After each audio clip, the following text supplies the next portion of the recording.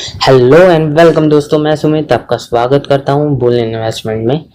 इस वीडियो में हम सुज़लॉन एनर्जी का फंडामेंटल एनालिसिस करेंगे और साथ ही में बात करेंगे कि क्या अभी स्टॉक में इन्वेस्ट करना या पोजीशन लेना सही रहेगा। क्योंकि दोस्तों 26 मार्च को इस स्टॉक ने लो बनाया था ₹1.70 का और वहां से ये स्टॉक बढ़ के ₹5 पे आ गया है। नियरली 250% का रिटर्न 3 महीनों में। और हमारे रिटेल इन्वेस्टर्स की उम्मीद जाग गई है और इन्हें लगता है कि अब ये पेनी शेयर पक्का मल्टीबैगर बनेगा।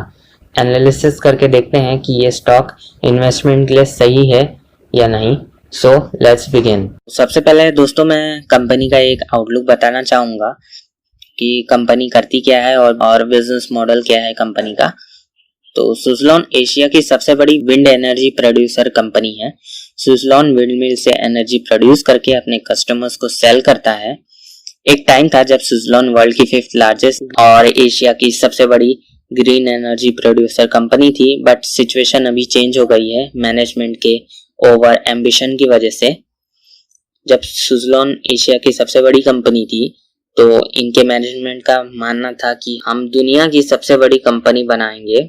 तो इसके लिए कंपनी बहुत सारे एक्विजिशंस करने लगी और एक्विजिशंस करने के लिए बैंक से बहुत सारा डेप्थ यानी कर्जा लेने लगी। फिर गवर्नमेंट ने डिस्क्लोज किया कि हम अपनी सब्सिडरीज को रोल बैक कर रहे हैं, बिकॉज गवर्नमेंट का जो फिजिकल डेफिसिट था वो काफी हो गया था और गवर्नमेंट सब्सिडरीज रोल बैक करके गवर्नमेंट अपने फिजिकल डेफिसिट को कम करना चाहती थी। दोस्तों जो विंड एनर्जी सब्सिडरीज को गवर्नमेंट ने रोल बैक की थी उसकी वजह से सारी एनर्जी प्रोड्यूसर कंपनी के नेट प्रॉफिट और ऑपरेटिंग प्रॉफिट में हमें बड़ी गिरावट देखने को मिली। इसका सबसे ज्यादा असर सुज़लॉन एनर्जी को हुआ क्योंकि वो मार्केट लीडर था। दोस्तों एक टिप, जिन सेक्टर्स में गवर्नमेंट अपनी सब्सिडरीज को प्रोवाइड करता है तो उसमें इन्वेस्ट करने से पहले कॉशंस लेना बहुत जरूरी है, बिकॉज गवर्नमेंट अपनी सब्सिडरीज को कभी भी रोल बैक कर सकता है और कंपनीज जो सब्सिडरीज के ऊपर डिपेंड करती हैं उन्हें लॉसेस का सामना करना पड़ सकता है, जैसा कि सुज़लॉन एनर्जी को लॉसेस का सामना करना पड़ा। तो इस चीज की वजह से सुज़लॉन अपने डेब्ट को टाइम पे रीपे नहीं कर पाया और आखिर में सुज़लॉन ने डिफॉल्ट कर दिया। तो अब यहाँ कंपनी के पास इतना कैश नहीं बचा था कि कंपनी अपने बिजनेस को रन कर सके। फिर यहाँ पे दिलीप सांघवी जो कि सन फार्मा के मैनेजिंग डायरेक्टर हैं, इनकी एंट्री हुई और इन्होंने 1 बिलियन का इन्फ्यूजन किया, जिसके बदले उन्हें कंपनी का 23% स्टेक मिला। और इस खराब सिचुएशन से निकलने के लिए सुज़लॉन एनर्जी ने अपनी जो वैल्यूड सब्सिडरीज है उन्हें भी सेल कर दिया।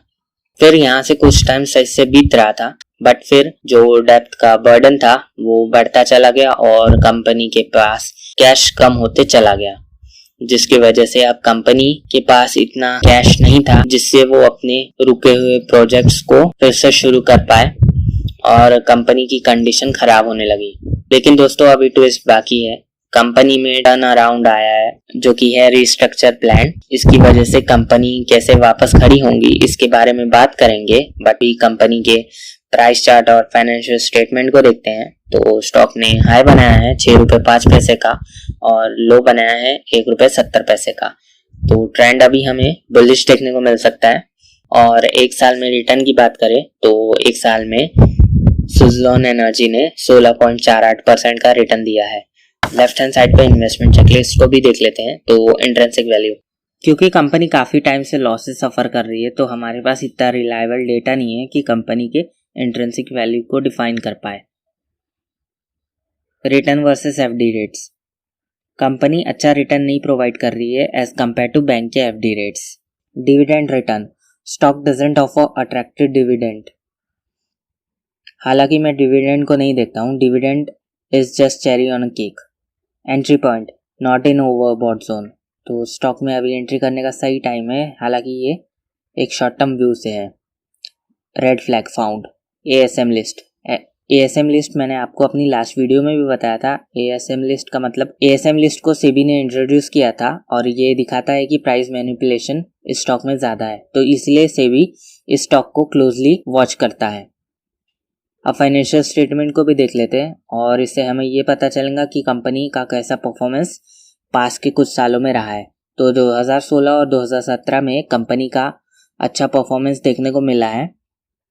2016 में रेवेन्यू 10,928 करोड़ और 2017 में 12,803 करोड़ का रेवेन्यू हमें देखने को मिला। यहाँ पे EBITDA that is earning before interest tax depreciation and amortization 2200 2016 में और 2017 में 2500 था। प्रॉफिट बिफोर टैक्स और नेट इनकम भी हमें पॉजिटिव देखने को मिल रहा है। 2017 तक कंपनी अच्छा कर रही थी और इसी की वजह से जो कंपनी का EPS था that is earning per share वो भी काफ़ी अच्छी तरीके से बढ़ रहा था। अब 2018 में गवर्नमेंट ने सब्सिडरी रोल बैक की तो वहाँ से 2020 तक आते आते रेवेन्यू नियरली 3000 करोड़ ही रह गया और earning before interest tax depreciation and amortisation और नेट इनकम हमें निगेटिव देखने को मिला, जिसकी वजह से अर्निंग पर शेयर भी -4.97 हो गया। यहाँ पे लास्ट 5 साल में कंपनी का रेवेन्यू -31% से ग्रो किया है, जिसकी वजह से सुज़लॉन का जो मार्केट शेयर था वो 95% से घट के 32% ही रह गया है। अब कंपनी की बैलेंस शीट को भी देखते हैं तो हम यहाँ पे बोरोइंग सेक्शन को हाईलाइट करते हैं। आप बोरोइंग्स देख सकते हैं, डेट इज डेप्थ देख सकते हैं कंपनी के ऊपर 9,000, 14,000, 15,000, 17, 11,000 और अब 9,000 करोड़ का डेप्थ है कंपनी के ऊपर और कंपनी का मार्केट कैपिटलाइजेशन है 4,088 करोड़ रुपीस का। तो अब कंपनी की शेयर होल्डिंग पैटर्न को भी देखते हैं। तो वैसे तो कंपनी की शेयर होल्डिंग पैटर्न कुछ खास नहीं है, प्रमोटर होल्डिंग्स इंटैक्ट है, थोड़ा बहुत चेंजेस चलता है, इसे हम निगलेक्ट कर सकते हैं। यहाँ पे कुछ percentage of promoter holding slashed है। Mutual fund holdings, mutual fund holdings ने यहाँ पे एग्जिट किया है लास्ट के कुछ क्वार्टर्स में और यहाँ पे इनकी होल्डिंग 0 है, तो ये एक खतरे की निशानी है स्टॉक के लिए। Domestic institution holding, domestic institution holding ने अपने स्टेक को बढ़ाया है। अब क्योंकि कंपनी कुछ सालों से लॉसेस में है और कंपनी रेगुलरली प्रॉफिट नहीं कमा रही है, तो यहाँ पे वैल्यूएशन करना थोड़ा सा मुश्किल हो जाता है। क्योंकि देखिए PE रेशियो यहाँ पे -1.06 है और PB रेशियो -0.33 है। ये जो निगेटिव है हमें ये दिखाता है कि कंपनी लॉसेस में है, तो यहाँ पे वैल्यूएशन करना तो थोड़ा सा मुश्किल है, बट फिर भी हम लिवरेज रेशियोज को देखेंगे। तो इंटरेस्ट कवरेज रेशियो हमें ये बताता है कि कंपनी कितने इफिशिएंटली अपना जो डेब्ट का इंटरेस्ट है उसे पे कर रही है। तो यहाँ पे -6.85 है, जो कि ये दिखा रहा है कि कंपनी अपना जो डेब्ट का इंटरेस्ट है वो भी पे नहीं कर पा रही है। टोटल डेब्ट टू इक्विटी रेशियो -0.97 है, मतलब कंपनी की जितनी वैल्यू है उससे कई गुना ज़्यादा उसके पास कर्जा है। तो ये निगेटिव न्यूज़ है कंपनी के लिए। तो अब कंपनी का पॉजिटिव साइड भी देख लेते हैं। तो यहाँ पे एक ट्विस्ट है, जैसा कि मैंने कहा था, जो कि है डेब्ट रिस्ट्रक्चरिंग प्लान। यहाँ पे सुज़लॉन एनर्जी को 18 बैंक्स ने लोन दिया था, जो कि 13,800 करोड़ रुपए का है। जो डेब्ट रिस्ट्रक्चर प्लान निकल के आया है उसमें जो 18 बैंक्स है जिसे SBI लीड कर रहा है, वो यहाँ पे जो कर्जा है 13,800 का उसे स्प्लिट कर दिया है 2 हिस्सों में। पहला है सस्टेनेबल पोर्शन और दूसरा है अनसस्टेनेबल पोर्शन। सस्टेनेबल पोर्शन का मतलब वो कर्जा जो कि सुज़लॉन एनर्जी चुका सकता है और अनसस्टेनेबल पोर्शन का मतलब वो कर्जा जो सुज़लॉन एनर्जी चुका नहीं सकता। तो सबसे पहले सस्टेनेबल पोर्शन को देखते हैं। तो टोटल कर्जा 13,800 करोड़ रुपए में से 5,200 करोड़ रुपए ऐसा पैसा है जो सुज़लॉन एनर्जी चुका सकता है। तो यहाँ पे बैंक्स ने इनिशिएटिव लेते हुए जो इंटरेस्ट रेट है उसे घटा के 9% कर दिया है और ये जो लोन है 5,200 करोड़ रुपीस का वो सुज़लॉन के बुक्स ऑफ अकाउंट में दिखेगा और जो ड्यूरेशन है इस लोन का वो है 10 ईयर्स, मतलब 10 ईयर तक सुज़लॉन एनर्जी को 5,200 करोड़ रुपए with interest of 9% per annum पे करना है। दूसरा है अनसस्टेनेबल पोर्शन। टोटल डेब्ट 13,800 करोड़ रुपए में से 8,600 करोड़ रुपए ऐसा कर्जा है जो कि सुज़लॉन एनर्जी उसे चुका नहीं सकता। तो बैंक्स ने यहाँ पे इसका ऑप्शनली कन्वर्टिबल डिबेंचर बना लिया है और कंपल्सरीली कन्वर्टिबल शेयर्स में ट्रांसफर कर दिया है, जो कि रिडीमेबल होगा आफ्टर 20 ईयर्स। यहाँ पे बैंक 62% हेयर कट उठा रही है। इसका मतलब 62% का जो पैसा है वो बैंक का 20 ईयर्स तक फंसा रहेगा। इनमें कुछ बैंक्स हैं जो कि है state bank of India, Punjab national bank, axis bank, ICICI bank, IDBI bank, yes bank और भी कुछ बैंक्स हैं जिनको मिला के 18 लेंडर्स की बैंक बनती है। अब रिस्ट्रक्चर प्लान से स्टॉक की जो प्राइस और बिजनेस पे, तो अब ये जो डेप्ट रिस्ट्रक्चर प्लान है इससे स्टॉक की प्राइस और बिजनेस पे क्या इफेक्ट पड़ेगा। यहाँ पे सबसे पहले प्रमोटर को 392 करोड़ रुपए कैपिटल इन्फ्यूज करना पड़ेगा कंपनी में, क्योंकि कंपनी के पास कुछ भी पैसा नहीं है अपने जो बिजनेस प्रोजेक्ट है उसे कंप्लीट करने के लिए।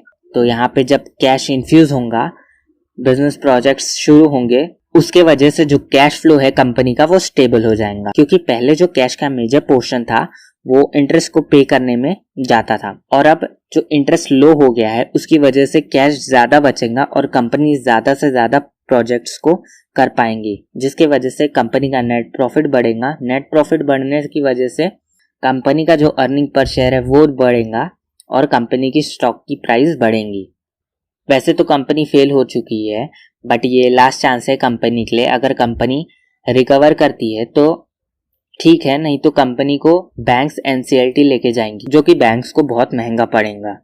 अब अगर कंपनी प्रॉफिटेबल होती है तो मैं मानता हूँ कंपनी अभी भी 3 से 4 टाइम मल्टीपैगर बन सकती है। इसके लिए सुज़लॉन को अपना डेप्थ कम करना पड़ेगा और प्रॉफिट मार्जिन भी बढ़ाना होगा। तो देखते हैं फ्यूचर में सुज़लॉन अपने बिजनेस को कैसे ग्रो करता है। अब एक इम्पोर्टेंट सवाल कि क्या ये स्टॉक अभी सस्ता है या महंगा। ये स्टॉक अभी सस्ता है, अट्रैक्टिव वैल्यूएशन पे है, बट मैं अभी इसमें इन्वेस्ट नहीं करूंगा। मैं 1 से 2 साल वेट करूंगा जब तक कंपनी के 6 से 8 क्वार्टर के रिजल्ट्स नहीं आते। अगर रिजल्ट्स अच्छे आते हैं तो हाँ, मैं स्टॉक में इन्वेस्ट करूंगा, लेकिन तब तक मैं आपको ये राय दूंगा कि आप दूर रहें इस स्टॉक से, बट क्लोजली वॉच करें। अगर वीडियो अच्छी लगी हो तो चैनल को सब्सक्राइब कीजिए, लाइक कीजिए, शेयर कीजिए। मिलते हैं अगले वीडियो में, तब तक के लिए नमस्कार।